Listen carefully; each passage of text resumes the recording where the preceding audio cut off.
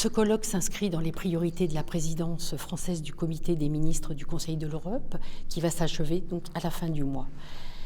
La moitié de l'humanité est connectée. Aujourd'hui, les 3/4 des citoyens passent peut-être plus de temps sur le territoire virtuel, donc sur leur ordinateur, sur le téléphone, sur les tablettes, que dans la vie réelle. Effectivement, le numérique est important parce que ça permet de désenclaver nos territoires. Mais il ne peut plus être considéré donc, de façon simpliste, comme un outil donc, de partage et de connaissances. Il devient une menace pour notre démocratie et les droits de l'homme si on ne l'aide pas à se réguler. Tous les parlementaires, tous les parlements nationaux ont ce souci-là, effectivement, de véhiculer les droits humains. Une charte sociale qui puisse être exigeante, qui puisse accompagner les démocraties.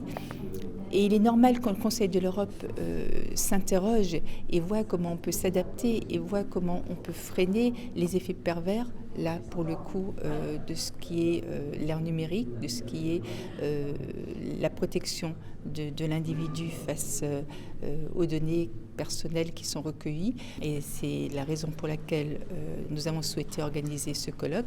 Il ne faut surtout pas que ça puisse entacher la démocratie, les droits humains, les droits de l'homme, l'état de droit. Alors le RGPD a été un formidable appel d'air pour mettre en lumière les problématiques de protection des données. Ce qu'on constate, en tout cas en France, c'est que les individus ont pris davantage conscience de leurs droits, alors même qu'ils existaient en partie depuis 1978 en France. Le droit d'accès aux données, le droit d'opposition à certaines données, le droit à l'oubli notamment.